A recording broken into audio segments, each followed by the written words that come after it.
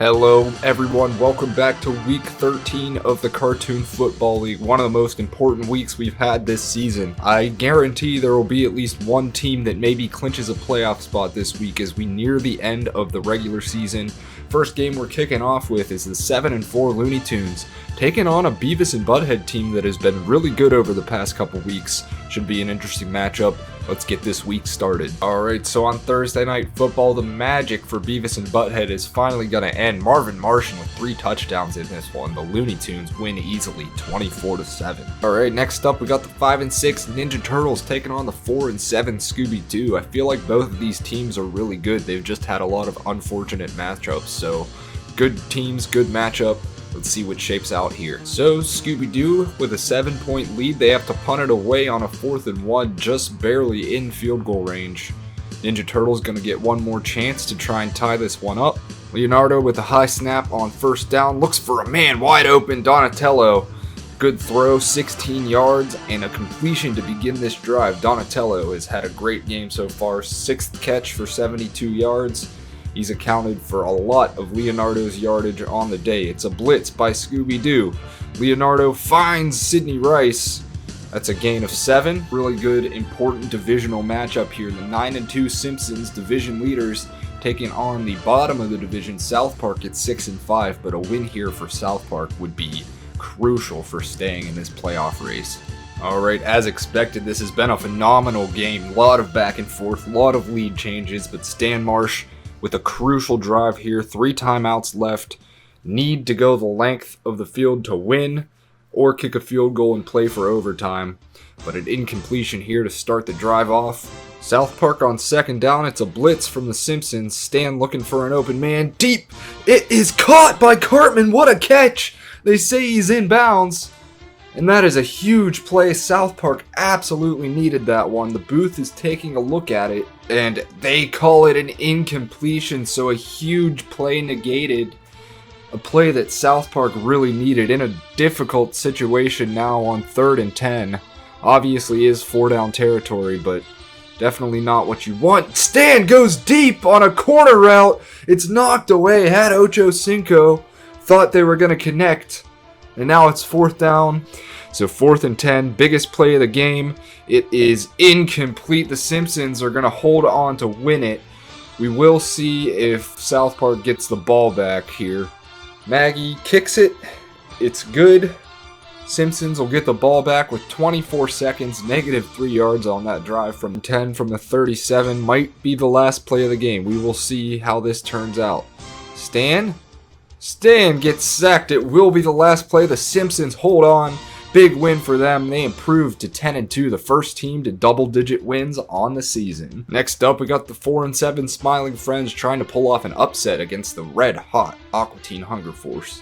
Alright, so the Aqua Teen Hunger Force trying to continue their dominance here. We're tied 13 late. Smiling Friends trying to win out and stay in it at 4-7, so they need a miracle to make the playoffs. Carl catches this one for a 1st down. 2nd and inches. Master Shake looks around, throws. It's a 1st down to Calvin Johnson. Calvin Johnson is not supposed to be getting as much work as he does on this team, but the Aqua Teen Hunger Force just love throwing him the ball. Master Shake and shotgun, another 1st down on this drive. It's Calvin Johnson again. He's taken down at the 36, well into field goal range now. 2nd and goal, best case scenario for the Smiling Friends. Aqua Teen Hunger Force scores on this play, and they will. Carl's in for the touchdown. They take a late lead, and the Smiling Friends, Pim, will have his chance to lead a comeback drive, try and tie this thing up late. Pim in the shotgun, it's a corner blitz, he gets it away quick. Calvin Johnson for the Smiling Friends now making some plays. Smiling Friends have been terrible on 3rd down today. Can they convert this one? It is the most important one of the game. Pim on 3rd down, looks for a man. It is knocked away and picked off by Revis. Once again, the Aqua Teen Hunger Force defense comes up big. They win this one. Next matchup, we have the matchup we've been waiting for. It's been since week 1 that these two teams have played in the same division. A must-win game for Dora if they want a chance at the division. Backyardigans coming off a rare loss last week. Really excited to watch this one. Let's see what happens here. Alright, here's the situation. Dora is up by 3. They have the ball. Backyardigans marched down the field like 99 yards. They missed a field goal, which would have tied the game. Instead, Dora's trying to run this clock out and get the win they need. It's 2nd and 5. It's going to be a handoff to Boots, who cannot get the first down, so a huge 3rd down coming up here. Biggest play of the game. Can Dora finish it off? Boots is tackled. They cannot. And Uniqua in the Backyardigans stay alive. But on 2nd down and 10, finds Tyrone, the running back, their star. He's taken down at the 42. This will get them closer to field goal range, but don't forget, their kicker did miss a field goal earlier in the game to tie it up. The drive will continue. A minute left now. Under 60 seconds to play. It's a deep pass. Oh, had Tasha open down there, just a bit overthrew her. 2nd and 10 for Uniqua. Different formation here. It's Ocho Cinco who breaks a tackle. He fumbles. It's recovered by the Backyardigans. I thought it was recovered by Dora. Obviously have very similar looking jerseys. And I thought that was a game ender there. Instead, the Backyardigans drive continues with a lot of time left. 3rd and 2. Gotta have it. Uniqua finds, oh, it's incomplete. A big drop by Tyrone. And with 25 seconds left, they're gonna have to kick the field goal. So here he comes. He missed one earlier, the game tire. Will he hit this one? It is. Oh, it slides in. I thought it was no good. So the Backyardigans tie it up at 15. So the Backyardigans quickly go 3 and out, and now it's Dora's game to lose. They score on this drive, they win. But if the Backyardigans get the ball back and they score, then they win. Boots with a gain of 4 here has struggled on 3rd down today. Only 2 for 6. They couldn't convert the one on the last drive, and they can't convert this one either. So the Backyardigans are going to be given another chance here. And here we go. Backyardigans potential game-winning field goal. It is up. It is. Oh, it's no good!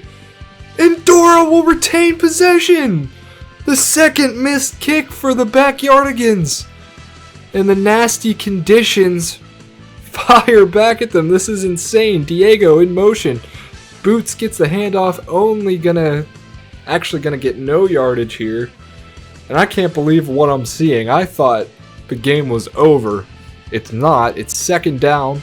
Dora's still got a chance here. She looks around, throws it late, should have been picked off. And from the 28, Dora under center. It is a pass. She goes long. This is inaccurate, incomplete, and yet another possession coming for the Backyardigans. Neither of these teams can put it away. Continues to have another big game. It's 1st and 10 from the 46. Dora's defense just looks so tired. It's a pass to Richardson, the fullback. He's taken down at the 30. 3rd time in a row, the Backyardigans, this time they hit it, and they sweep Dora on the season. They win 18-15. Crazy game here in bad conditions, but the Backyardigans pull it out. And that probably will win them the division unless they have a terrible collapse in the next few weeks. Alright, next matchup, we have another really good one. It's Phineas and Ferb taking on Rick and Morty. And all of a sudden, these two teams tied in the division. Let's see who comes away with this one. Alright, we have a game that's living up to the hype. Phineas and Ferb, they were not a good team for a long time. Now a chance at a playoff spot. They're down 7 late at Rick and Morty's stadium. It's a deep pass. Should have probably been caught by Candace. It goes incomplete. 4 for 8 on 3rd down today. Phineas takes the snap. He had a lot of room to run himself, but it's caught by Driver. What a catch! I did not think that was going to be complete. It is drive as we narrow down to 44 seconds left. Wide open. Van Stom. It'll be a 1st and goal for Phineas and Ferb, and this has been an impressive drive. Phineas from the 8-yard line. Wide open. Touchdown. Keller. And it's a tie game at 17. Rick and Morty will have a lot of time left to try and get in field goal range. Here comes Rick from the 20-yard line. We'll see how aggressive they get. They do have 3 timeouts and a lot of time.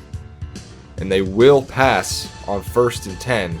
Rick looks for an open man, has so much time. It is complete to Summer. They say she got the feet down. We will see. Rick snaps it, looks for an open man. Morty with a spin move. Morty's going to get the 1st down and more Morty. Morty keeps going. What a run by Morty, down to the 22 and well into field goal range. 9 seconds left. Rick hands it to Morty again. Why not after that play? And Morty with some insane running. Morty touchdown. Some of the best running we've seen all year. And Rick and Morty take this one. Hold on to win 23-17. Next matchup, we got the 6-5 Bob's Burgers trying to hold on to a playoff spot against the Airbenders, a team that really needs to win out. All right, we have another close game here. Airbenders were marching down the field, about to go up 17-14. They threw an interception, but did get the ball back now and trying to pull off an upset, down 14-10 late. 90 seconds left on the clock, wide open. Appa, the running back, catches it, and he's down to the 35. Quickly, a minute and 20 left, time dwindling, but still plenty. It's Appa again, wide open. First down, Appa tumbles forward. That is a gain of almost 20. And it's Appa again, why not, for the touchdown. Appa every single play of this drive. Bob on 4th and 10 looks for an open man. Open Hines Ward, don't think he got there. They measure, and he is just short, so the Airbender's gonna get the ball back. Bob's Burgers with 3 timeouts. Never over till it's over, but it does not look good for them. Appa gets the first down. This one is over. Airbender's gonna win it 17-14. Next matchup, we got Foster's home trying to keep their playoff hopes alive.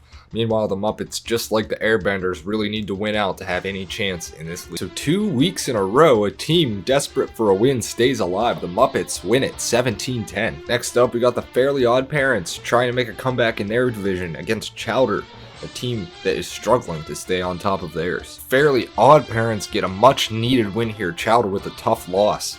Low scoring game, 10-0. Fairly Odd Parents take it. Alright, next matchup, we got Hey Arnold with a comfortable lead in their division taking on Sesame Street. Sesame Street holding on to a 10-6 lead here, have to punt it away late.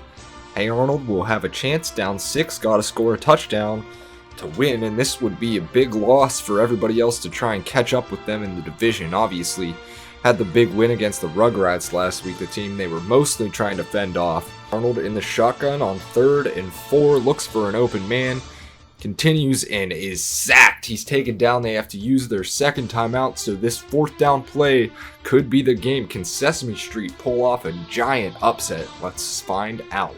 It's 4th and long, 48 seconds left on the clock. Gotta have it for Arnold. It's a blitz. He throws. It's picked off by Revis, and Sesame Street gonna get a huge victory here. Matchup, this is a huge game, maybe the biggest game of the week. 8-3 Futurama taking on 7-4 Family Guy. Whoever wins this one is gonna be in control of 2nd place in this division. Alright, so we have the game we all expected here. It's late, tied up at 10-10. Family Guy came back from a 10-0 deficit, and they have been on a heater lately. Definitely one of the hottest teams in the league right now.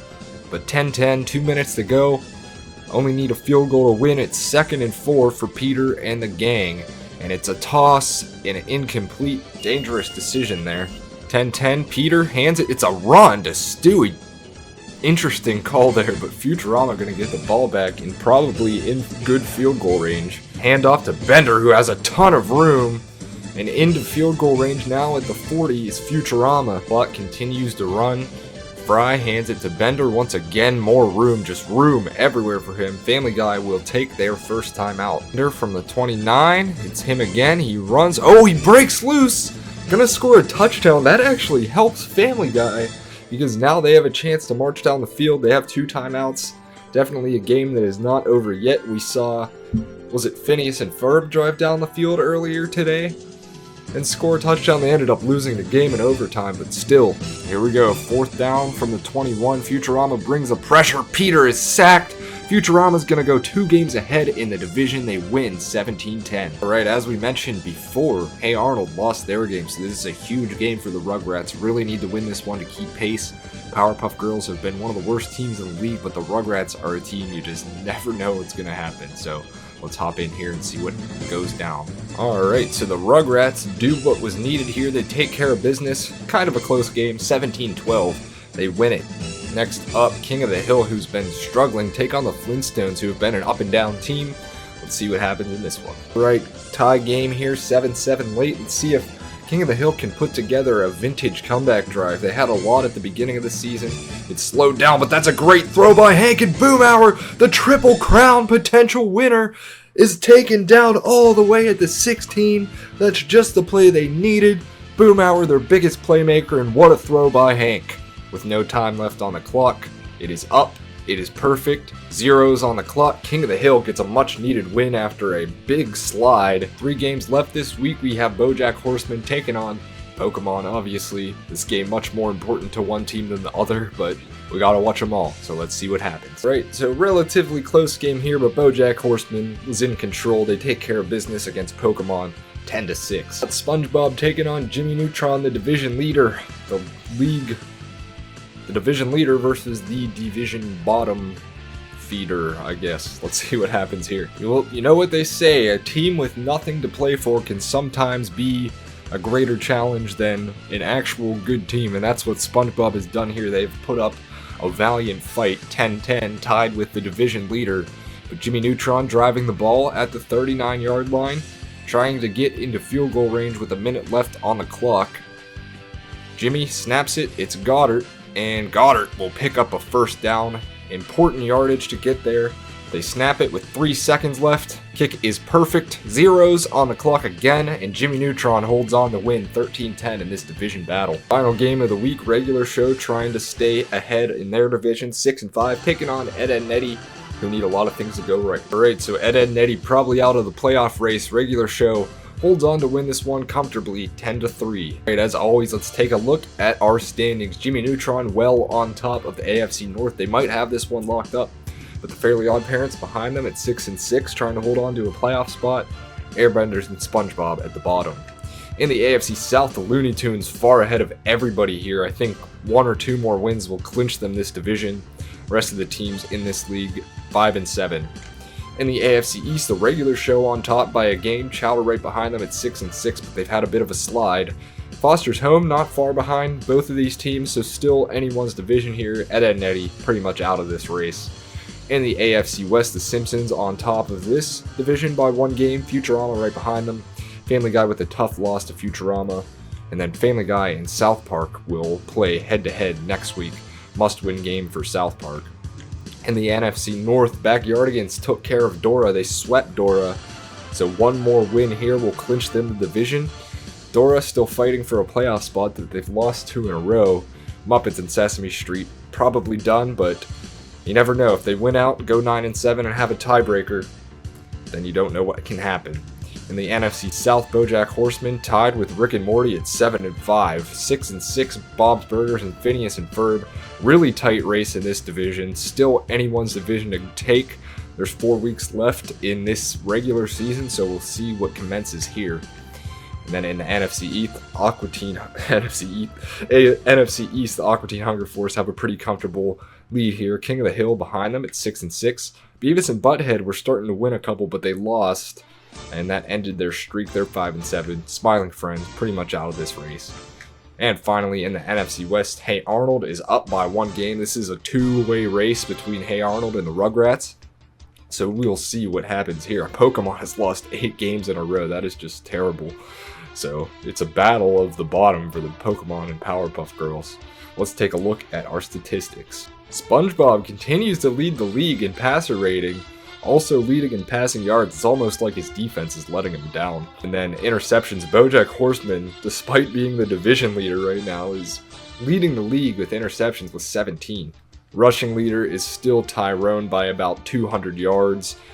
Bender and Morty right behind him in touchdowns though, so there is a race for the touchdown leader for the rushing. And then finally, let's just check and see if Boomhauer is still in the lead for this Triple Crown. He's got the total receptions, he's got receiving yards, and he's got touchdowns. So Boomhauer still has a Triple Crown season going here. Thank you guys so much for watching. I will see you in week 14, only 4 weeks to go before the playoffs. Thanks again, guys. We'll see you next time.